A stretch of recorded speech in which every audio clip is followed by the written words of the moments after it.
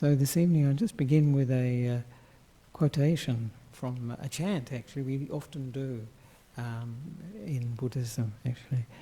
Imaya Dhammanu Dhamma Patipattiya Buddhaṃ Pujemi.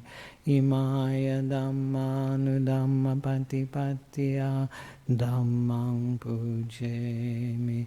Imaya Dhammanu Dhamma Patipattiya Sanghaṃ Pujemi. Ada imaya patipattiya jati jara Vyadi maranam ha parimunchi sami. There we are. Didn't hurt at all. So what that means, and that's the theme of the talk tonight, actually is I really honour or pay respects to the Buddha, to the Dhamma and the Sangha by this practice according to Dhamma. Truly, by this practice, I will be freed from birth, old age, sickness and death. So this is the sense of our practice of Dhamma, our practice of a spiritual discipline, to use that to develop our understanding, our wisdom. And of course the Buddha taught a complete path. And this evening we've done meditation. And sometimes people may think the meditation, that's it. But it isn't the complete path. It's not the whole path. There's much more to it. And of course, I always say to people too, the path is actually our lives. It's actually what we experience. It's actually our minds, the states of our mind, whether they're wholesome or whether they're negative. And this is something that's actually a 24/7 practice. Because we have our minds with us and our bodies with us 24/7, all day and all night. Of course, we're not aware during the night so much. So it's important to, as it were, take on board a complete path, because this is what the Buddha was teaching, was a complete path. And that complete path, of course, is, people know what the complete path is. Anyone? It's a noble Eightfold Path. So this is the path that takes us to enlightenment. That's the purpose of the Buddha's teaching, actually, is to bring people to enlightenment, to allow them to experience that, create the conditions, the causes for it to happen. And of course the Noble Eightfold Path, just to mention it, is right view, and then it's the right intention or right motivation, and it's right speech, right action, right livelihood, right effort, right mindfulness, and right stillness or stability of mind. And I know these days, and it's particularly true in Sri Lanka at the moment, everybody is looking for the shortcut. They call it similar, they call it the Ketipara. So the shortcut. Everybody wants the shortcut. But I always think of Ajahn Brahm. Ajahn Brahm says, the shortcut is the Noble Eightfold Path.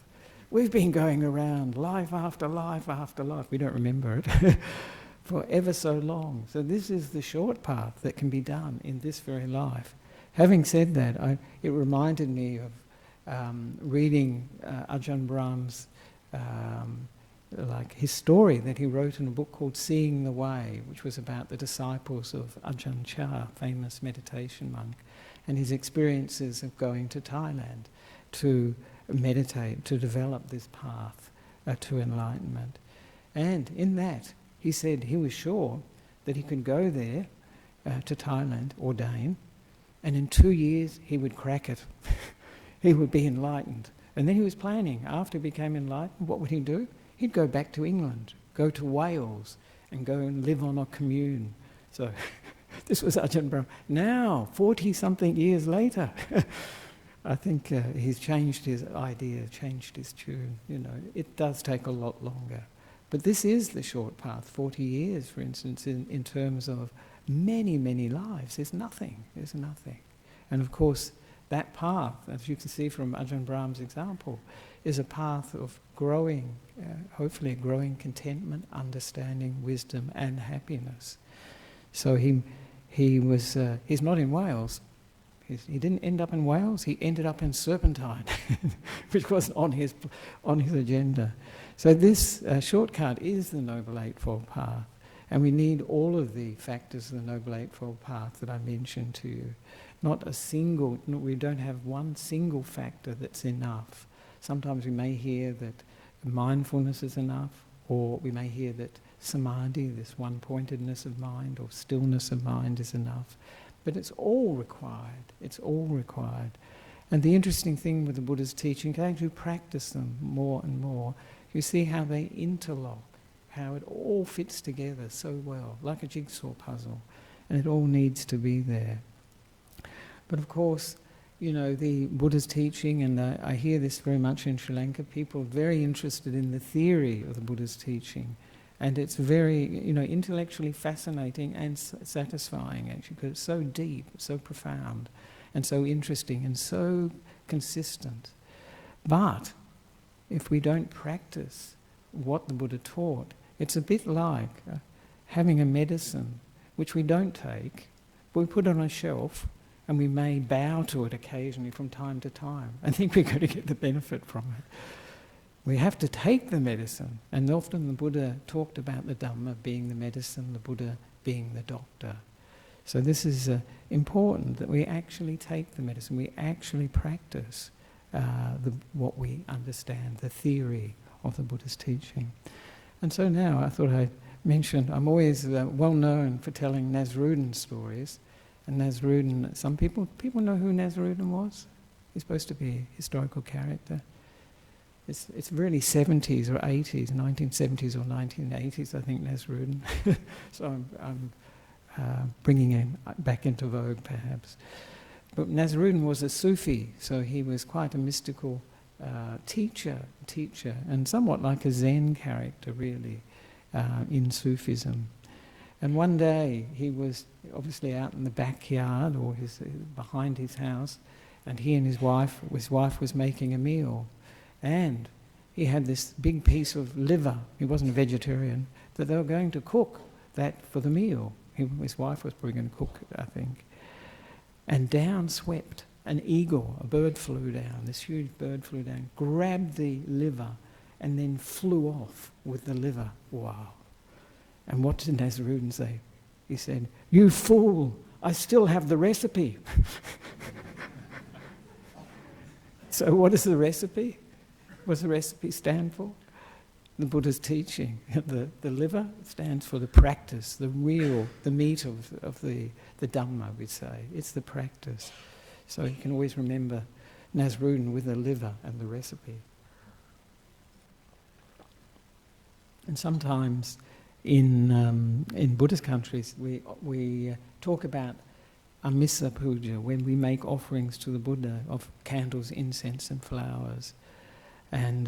But they also talk about patipata puja or Dhamma puja, which is offering our practice. This is the real offering for the Buddha. And he said, when he was about to pass away, the Buddha said, Ananda, this was his chief, his personal assistant, you might say, personal assistant, who looked after him for 25 years. He said, whatever monk, nun, male or female lay follower dwells practicing the Dhamma properly and perfectly fulfills the Dhamma way, he or she honours the Buddha, reveres and esteems him and pays him the supreme homage. And he says, therefore, Ananda, we will dwell practicing the Dhamma properly and perfectly fulfill the Dhamma way. This must be your watchword. Interesting wording, your watchword. So, what do you think practicing the Dhamma properly and perfectly fulfill the Dhamma way is?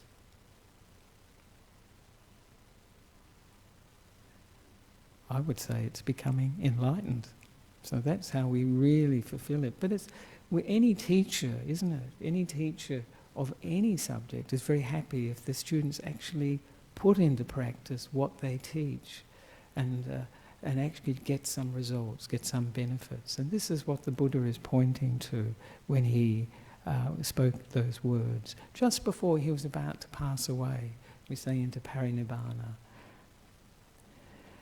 And even despite the fact that I've said, candles, incense and flowers are not, this is not the practice, this is not offering our practice to the Buddha. Ceremonies and these sorts of things do have their place. They're very popular in Sri Lanka. We have some huge ceremonies now happening. When I say huge, I mean you have 2 million people, 4 million people. Well, it's incredible at some of these very big stupas, or chaityas they're called, and they can look very beautiful actually. People do ask me about them. But these ceremonies and rituals, they have their place in Buddhism because they can bring people together. And in order to put on some ceremony like this, you need a lot of working together and harmony. And recently at the monastery, did people go to the katina? We call it the katina, or the robe offering ceremony. There was one at the monastery about 2 weeks ago. And these occasions can be very useful for our practice because they can bring up faith. They can bring up a faith, a sort of joy. Faith is an emotion of joy, of seeing value in things, seeing worth in things. And that, the Buddha said, can lead to energy. So we can start to apply ourselves. This is the 5 indriyas actually. And when we apply ourselves, then we can use mindfulness to remember where we need to apply ourselves to the present moment, to remembering the teachings of the Buddha, these things. And then from that, we can develop this samadhi, this one-pointedness. The mind can go really deep, really penetrate. And when it really penetrates, then we can develop wisdom. So these ceremonies can be useful if used like that. Most often, people just enjoy the feeling that comes up with faith. And that's, I always say, that's not so bad. That's not.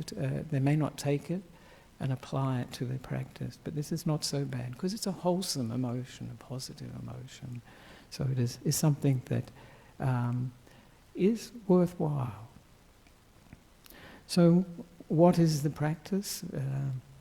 One of the most important things for practice, and I think it's the thermometer I use, and I think most practicing Buddhists would use, is that we're growing in wholesome states of the mind, positive states of mind, and the negative states of mind, the unwholesome states of mind, are going down, reducing. And of course, the whole point of the Buddhist path, enlightenment, is to let go of the negative states of mind.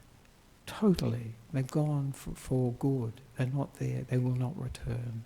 And to develop those positive states of mind. And this is the essence of the Buddha's teaching. In fact, there's another quotation that many Buddhists will know here, actually. It is Sammabhabasa akaranang kusalasa upasampada Sajita pariyoda panang etang buddhana sasanang. And that translates as not to do any bad, to cultivate the good, and to purify one's mind. This is the teaching of all the Buddhas. So when we're purifying the mind, meditation is part of that, purification of the mind. And as I say, to develop, not to do the bad, to cultivate the good. This is the essence of the Buddha's teaching. So, the overview of the path that I think very useful, and I'll talk about a little bit more, is the giving. There are 3 aspects to it: giving or dana, ethical behaviour, this is sila, and mental cultivation, sometimes called bhavana. And these are ways we can look at our practice. They're all very, very important and vital for our practice, actually. And so I'll focus on these. But seeing as we started with the meditation, and Ajahn Chah, famous Thai meditation master, he noted that in the West, people often start from, what do they start from in terms of the path? Meditation, usually. We do it in reverse. Usually the traditional way is first giving, dana, then sila, and then bhavana, which includes meditation, not only meditation. But in the West we tend to do it in the opposite way. We try out the meditation, we find some value in it for making the mind peaceful, more clear, more wise, more joyful states of mind. And then we start, having got that sort of confidence, we may start to keep the sila, keep ethical behaviour, and then from that may develop the confidence, the faith, to start giving, not only to the Sangha, to seeing giving as an important part of the path. So I liken mental development is really cultivating the mind. And it's an idea that actually is not very common. Most of us, we don't have this sense of cultivating the mind. We just let things come in and the mind just sort of be, as it were. And so there's a lot of influences that we take on board from the internet, from television, from our friends, from family, from all sorts of places that we don't look at, and we don't question whether they're useful, whether they're actually benefiting us or not. So I liken this mental cultivation, mental development, to looking for the treasure, because the mind, the heart, that is the treasure, that is the place. And there's another nice Nasrudin story that brings this home. One evening, Nasrudin was outside his house. This is one of my favourite stories. I tell it often. So he was outside his house under the street light, and he was looking on the ground very intently, here, there, and everywhere. And his neighbour came out, and he saw Nasrudin looking, searching for something. And he asked him, "What are you looking for, Nasrudin? What have you lost?" And he said, "The key to my house." And the man said, "Well, I'll give you a hand. We can find it in no time, flat." So he looked for it. And of course they looked everywhere and they couldn't find it. And so the neighbour said to Nasrudin, as people often do, "Do you know where you lost it? Do you know where you lost the key?" And Nasrudin said, yes, I know where I lost the key." And he said, "Where did you lose the key?" He said, "Inside the house." And the neighbour said, "Why are we looking outside?" He said, "The light's much better here." We're like that too. We're outside the house looking for happiness. We're outside the house looking for fulfillment, because that's our five senses taking us out. But where is the happiness coming from? Where is the treasure? It's inside. We all know that, actually, people know that. But I think Nasrudin's story, looking for the key is happiness. It's that treasure inside each of us.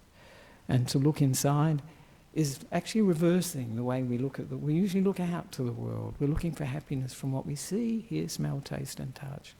Whether it be videos, whether it be music, conversations, whether it be food, that's very popular, physical touches, massage, sex, all these things.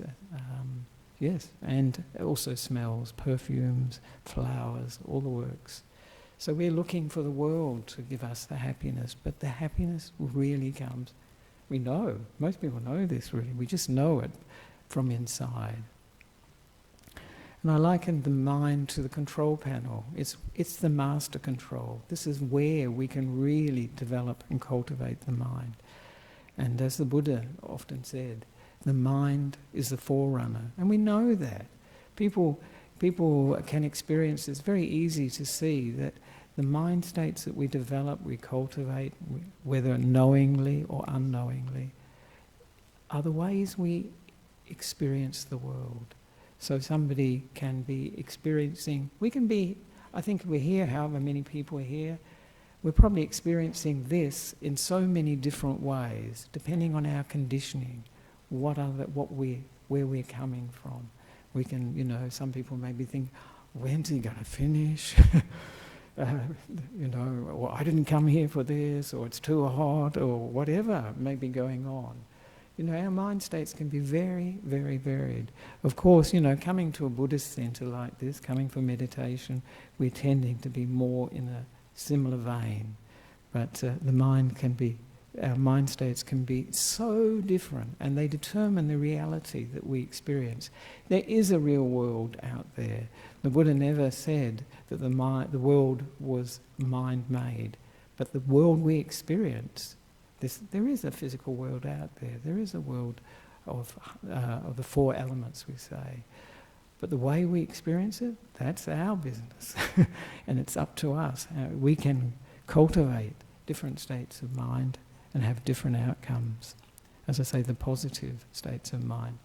And one of my favourite ways of looking at the mind, apart from being a treasure, was Ayakema, one of my teachers, famous Buddhist nun. She would talk about the mind being a jewel of a mind. The mind, of course, can cause a lot of problems too, actually, for us. But in essence, it is actually a jewel. And in meditation, part of the practice of meditation is to clean off the dirt from this jewel of a mind. And the dirt is, of course, our greed, hatred, and delusion. These are the three primary roots, we say, of the negative. This includes all things like anger, envy, jealousy. You can name it. Stinginess, meanness, lots of things. So the part of the practice of meditation is to clean the mind, as does giving clean the mind too. Because when we give, we're reducing that sense of what I want, what I need, and thinking of somebody else. So it's a very good way of reducing our greed, our sense of self-centeredness, that we're the centre of the universe. And also, when we practice ethical conduct, that's cleaning the mind too. Because in order to keep, say, the 5 precepts, not killing living beings, not stealing, not indulging in sexual misconduct, not lying, and not taking alcohol and drugs, in doing that, we are cleaning the mind, because the mind has to be able to say no sometimes.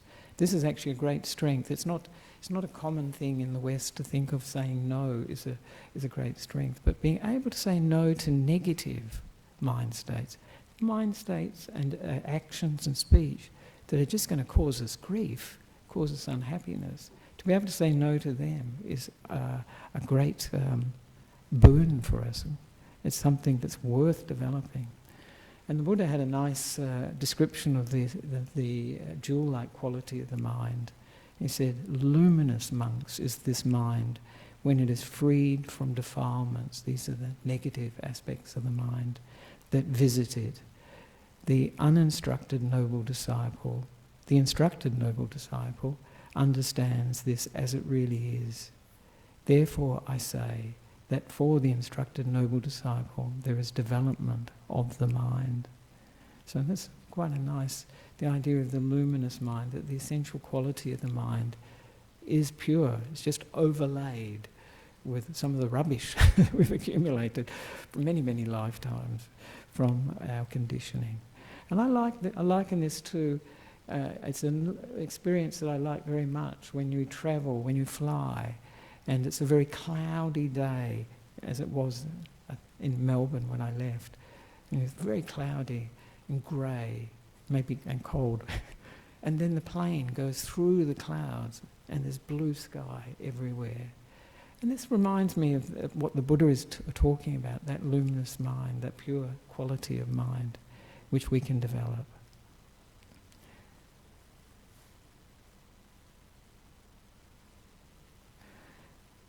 And very much we don't look after our minds. We tend to ignore them. We look after the body. We do a lot for the body. In fact, most of our lives are geared for the body. Our houses are geared for it. We've got chairs, we've got toilets, we've got dining rooms, beds, we've got everything for the body. But where do we have a home for the mind? And this is where the meditation, this returning to looking inward, is so important, because this is the home for the mind. The mind is, we pay little attention to it. We're more interested in the things outside, our family, our friends, our possessions, wealth, status, power, position and reputation. Those are worldly things. And the interesting thing with all those things, can't take them with us. We can't take them with us when we die. But if we look after the mind, if we do a bit of interior decoration with the mind, we can take that with us. The mind will travel on to the next life. Very interestingly, Ajahn Brahm calls the monastery Ajahn Brahm's beauty parlour. I don't know that we're looking very good on the outside, but the idea is that the mind will be very beautiful, because that radiant mind, that pure mind, is something that we can all develop. And the way we can develop this, of course, is through the, as I said, the bhavana, this cultivation of the mind, is through right effort. The right effort is just for us to avoid or let go of negative or unwholesome states of mind. This is not always easy, actually. We can buy into negative states of mind, especially anger we can get attached to. We may even feel very right.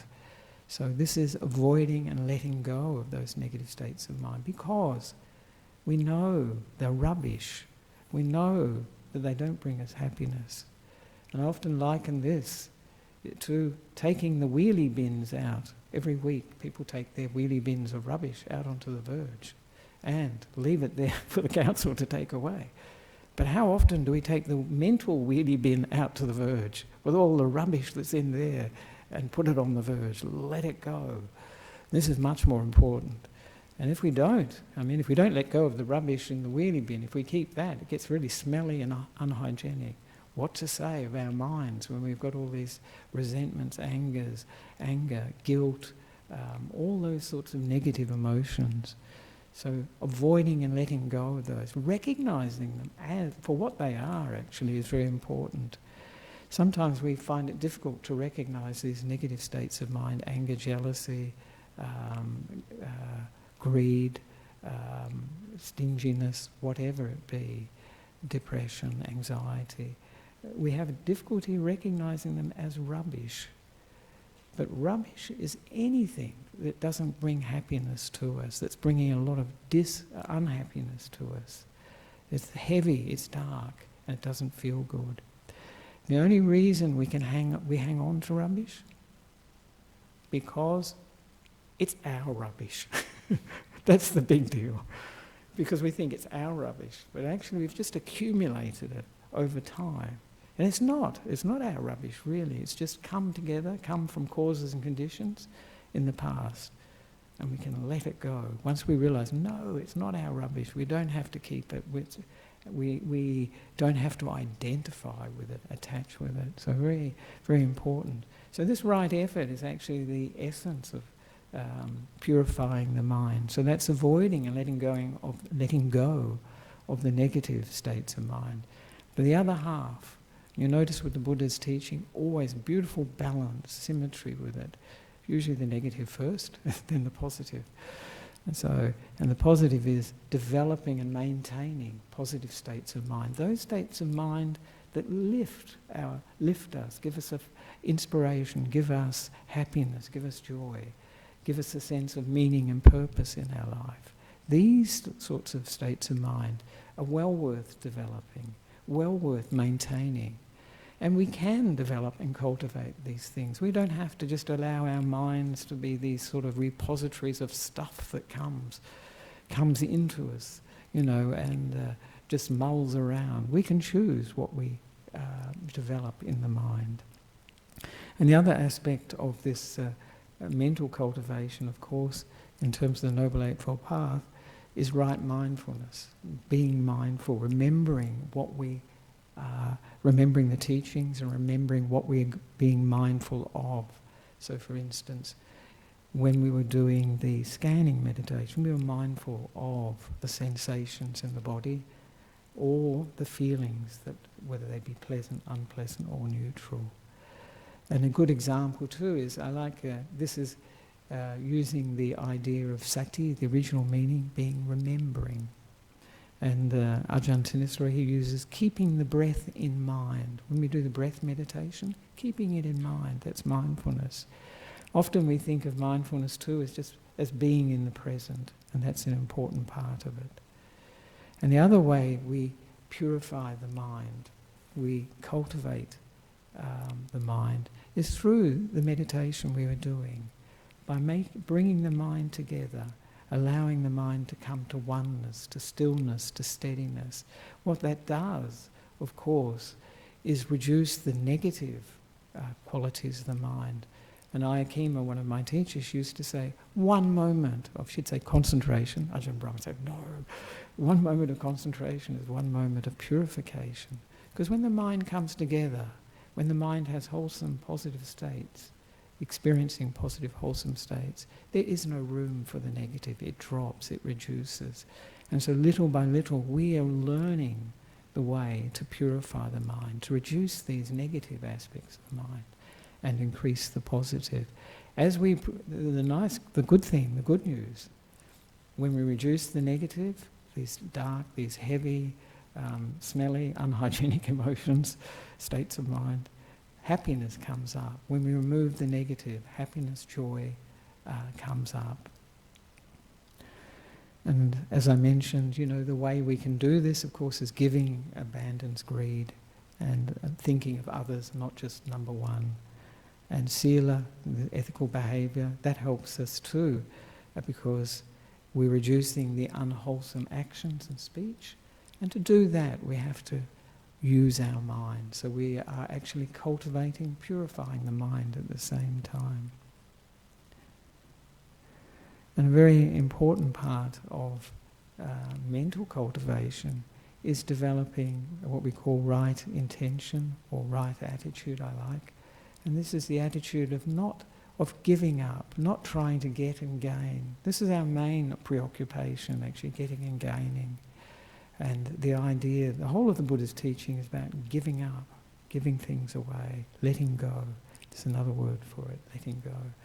Also developing these positive emotions of loving kindness, compassion, and non-harming, not hurting ourselves or others. This is a very important part of mental cultivation, bhavana.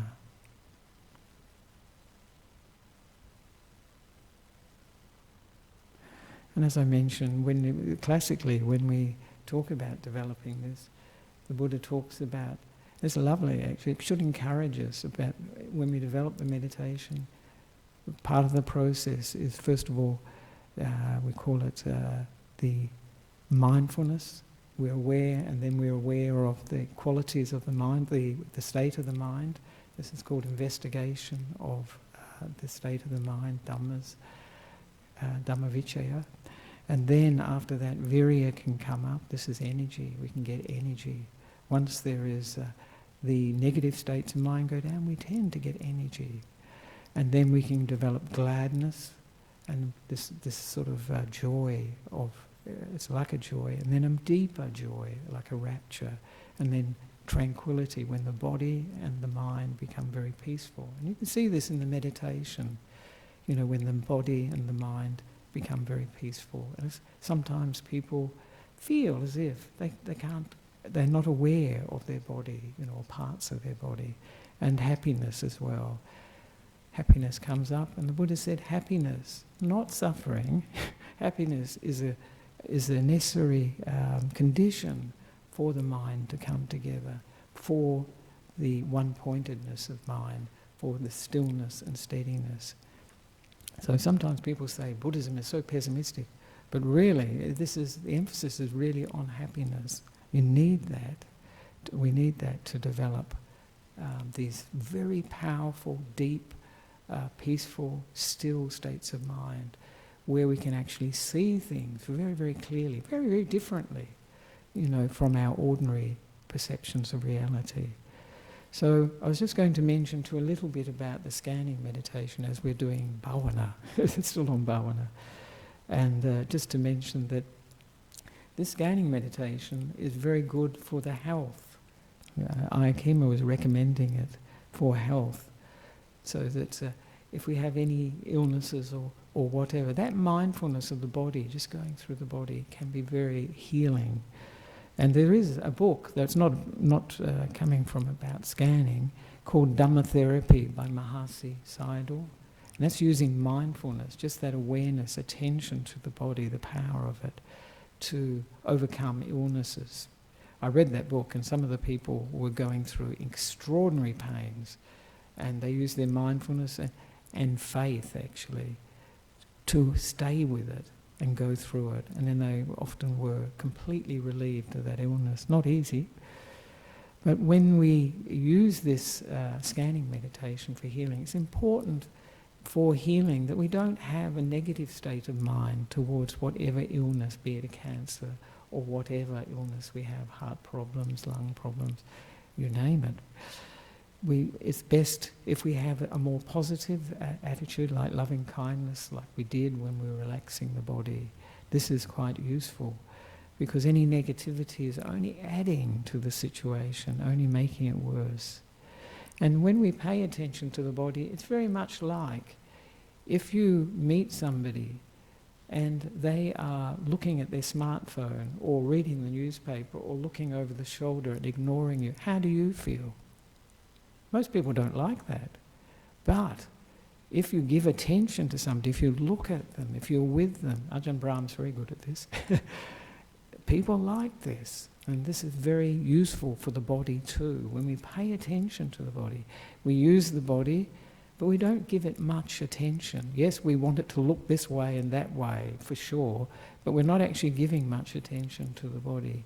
So when we were doing the scanning, I don't know if you noticed, but I certainly have noticed when I first started scanning, how many sensations there were that I never noticed before.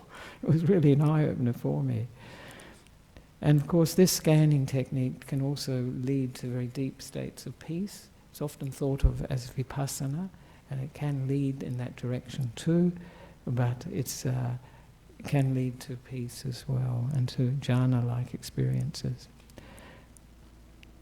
And it's one of the things that is quite interesting with this scanning meditation is that because the mind affects the body and the body affects the mind, when we scan, you might notice, I've noticed with myself, that you can come across, what do you come across? Besides these sensations, emotions, like fear, anger, then different parts of the body. There can be anxiety, depression. We can experience it in the body. And this scanning can help, as it were, relieve or release some of these stored up emotions in the body. It's interesting because in actual fact our minds are really sculpting the body we have, which is an interesting thing to realize, that the mind is affecting the body so much. So I think now I didn't get on to giving. Maybe I'll just mention very briefly the other two parts of the three that I mentioned. You might remember giving, ethical behaviour, and also mental cultivation. We've only done mental cultivation. But giving, you could say, summarise it by this saying, which I like very much. It's not from the Buddha.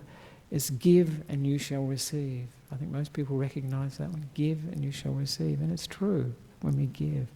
And giving is actually, it's not, in Buddhism often people think of it as giving to monks and nuns, to the Sangha.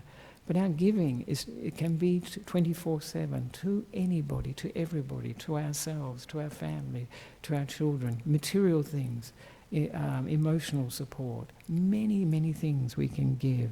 So we think too narrowly of giving. Giving is really the whole of our lives in one way or another. And it's something, when we think of the various things we do as giving, when a parent thinks of looking after their children, admittedly you have to do it day in, day out, as giving, it changes the way we relate to it. It brings in a different energy to it, a significance and importance to it. And this is something that we can do. And as I said, it's not only material things, it can be attention, kindness, a smile can be a real gift to others. And humour, Ajahn Brahm's humour is, some may think of it as a gift, some might like to return it to the sender, I don't know. Return to sender. And advice, very useful. So these are all forms of giving. And of course, helping out here at the Buddhist Centre is a great form of giving, because it's a great, it can help many, many people, develop happiness in their lives. And the other side, last thing I was going to mention is ethical behaviour. And this is the essence of this is the heart of the path in many ways for me. If we don't have ethical behaviour, then meditation is very difficult. It's very difficult. Developing wisdom is very difficult as well. The base, the foundation is the ethical behaviour. And ethical behaviour brings, if we break any of the 5 precepts, for instance, you can be sure, we can be absolutely sure it will bring problems, difficulties and unhappiness into our lives. This is a recipe, when we keep the 5 precepts, it can add to our happiness, it can reduce the problems and difficulties in our lives. And the essence of ethical behaviour is that we're not harming ourselves or others. So this is the essence of ethical behaviour. And as I said, training the mind to say no is a great ability, is a great strength. To say no to negative things, to things that drag the mind down, is very useful. And I like Bhante Gunaratana. He had a lovely saying which really puts it in a nutshell. And he says, simply refuse to let your anger tell you what to say. Simply refuse to let your anger tell you what to say. And also when we follow ethical behaviour, we've got more choice.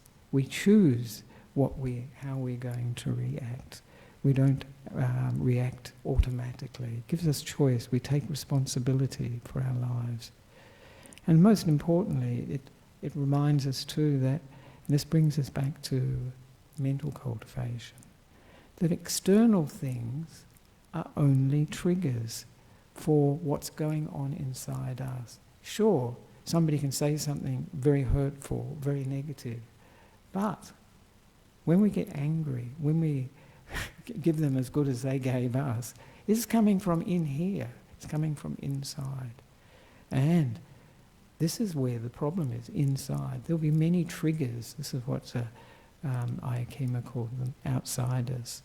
But if we spend our lives blaming the external things, we will not be seeing, we will not be developing the spiritual life, which is the inner life, our reaction to things. And this is really a beautiful simile for this was Ajahn Chah. Gave this very nice simile of the hole. And he said there'd be a hole in the ground and somebody would put their arm in and they'd say, oh, the hole's too deep, the hole's too deep. But he said, they never think, my arm's too short.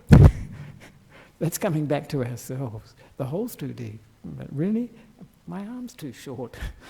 So this is the essence of not blaming others, not blaming the external. So I'd like to finish there because we're a little bit over time, just to emphasize the complete path, practicing a complete path. And this is the shortcut to enlightenment, to happiness. And this is through mental cultivation, and as I mentioned, it's through giving or dana, and it's through keeping ethical conduct. We call the 5 precepts, usually the basis of ethical conduct, 5 precepts. So I'd like to finish there, and if anyone has any questions, comments or complaints, you're welcome to. The complaints are always interesting, actually. I've only ever had one, that was memorable, but so please, if you have any questions or if there are any questions online, yes, please do. Comments? Yeah. Oh, you've got the microphone. Hello, yeah, Ajahn, you mentioned faith, but isn't faith the belief in the absence of facts? And, that's not what Buddhism's about. Yeah, good point. Is faith the absence of fact? That's one sort of definition, isn't it? In English, we'd say that was the case. But it's really, in Buddhism, faith is always balanced by wisdom for sure, but it's the sense of, it's the emotion that comes with the feeling that, yes, this has the potential to take me somewhere useful. This has the potential for development of my developing happiness, developing wisdom. So it's that sort of energy, that sort of inspiration almost, that can give us, like we have faith in so many things. If we don't have faith in something, we won't try it. If we don't have confidence, we have faith in many, many things. You know, science is people have a lot of faith in science. Sometimes we balance that with, we see the downside as well. But it's a vital ingredient in the whole of our life. We have to think something's worthwhile, valuable. Faith has that quality that it makes us see something as valuable and worthwhile, potential for our own development and growth. And this is what, you know, when people classically hear the Buddha's teaching for the first time, they may get the sense of, oh, yes, this has got something, you know, there's something there. There's something there that is helpful for me, can take me somewhere that I want to go. And this is faith coming up, a recognition that there is value there, there's something worthwhile that we can use for our own development, and then try it out for ourselves. So it's really just that initial energy that gives us, that initial input that gives us the energy to actually try something, whether it be the Buddhist path or whatever we have faith in. But it's a vital ingredient. If we don't have faith in ourselves, for instance, that's very difficult too. We've got to have some sort of confidence and faith in ourselves, our abilities, our character, our qualities. So it's a vital ingredient, actually. As I mentioned, it leads on to energy, leads on to mindfulness, leads on to one-pointedness of mind, leads on to wisdom as a sequence. So thank you for that. That was good, yes. But faith it's a loaded word too in English, you know, because we always, you know, we bring a lot to that word. It's, yes. There, the iPad. 2 iPads.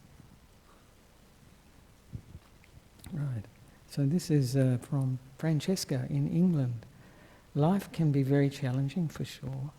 I try to be mindful. What do you do if a family member constantly drains your energy? What do you do if a family member constantly drains your energy? Well, I think in that case one just has to, you know, ask yourself, you know, yes. I think first of all, you know, you have to look at your own mind and see what is benefiting, what can lift the mind, what can give you energy rather than have it drained by your family members. When I read drains the family member, drains your energy, it sounds like there really needs to be work with the relationship, doesn't it? You know, to work on that. I don't know, Francesca, if that is meaningful for you. Sometimes we need to, of course, if we change our minds, if we, you know, bring peace, joy, happiness to our minds, it can change others around us. But sometimes we have to also deal with situation dynamics in families, in our relationships, and sort them out, work out with the other person too what we can, what's best for us. And of course, you know, there's always the option to move away if that's possible. That can be, if it's not resolvable, to move away can be a positive thing to do. So, but I think one of the things I always encourage for all of us, myself included, when we have difficult questions, is just to get peaceful, get still, and then, you know, have that in mind, what the question is, what the problem is, but let it go, get peaceful, get still, and then see what comes to the mind.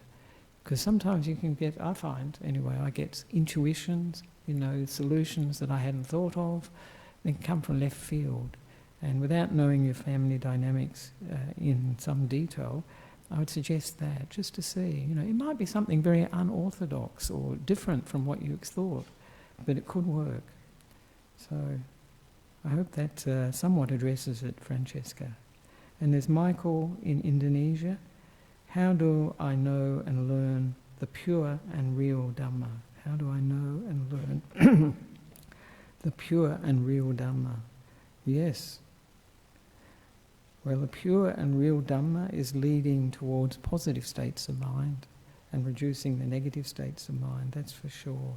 It's leading towards enlightenment, it's leading to insight, it's leading to peace, it's leading to all these things. I know Ayakema often said, the method that works for you is the right one. So if it's right, if it's working for you, it's going in this direction, going in the direction of the Dhamma, going towards enlightenment, peace, happiness, reducing the negative. In essence, that's the pure and real Dhamma. Yes. So Michael, I hope that answers that. If it's going in the right direction, it's the pure and real Dhamma. If the mind is becoming more pure, wonderful. And Karina in the UK, can you please explain samadhi in depth? How to practice? How to practice it? I think how to practice it? How to do?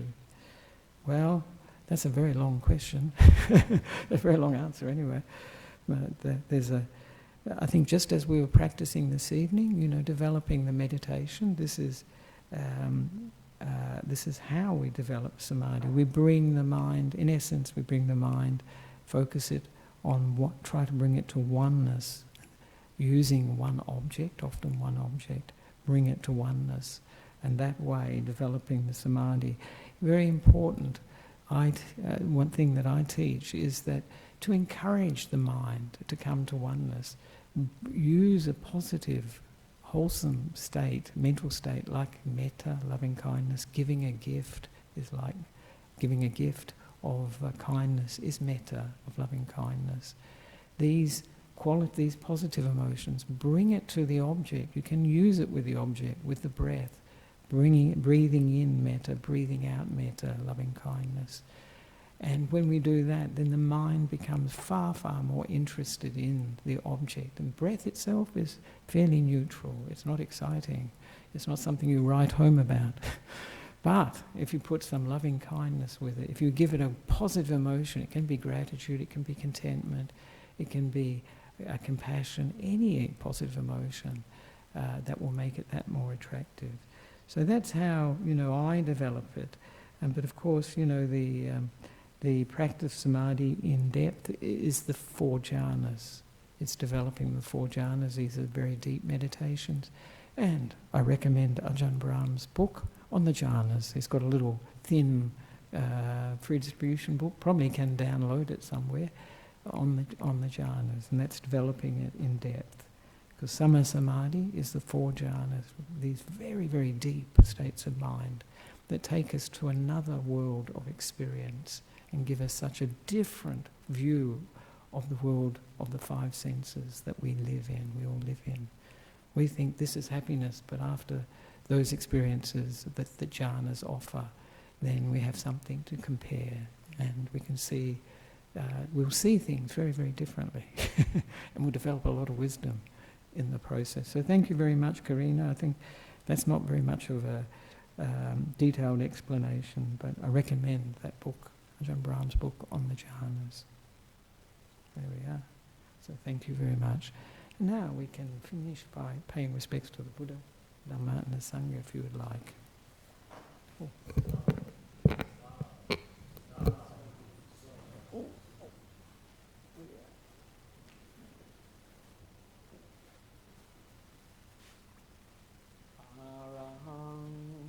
Samma Sambuddho Bhagava Buddham Bhagavantam Abhivade Swakato Bhagavata Dhammo Dhammam Namasami Supatipanno Bhagavato Savaka Sangho Sangham Namami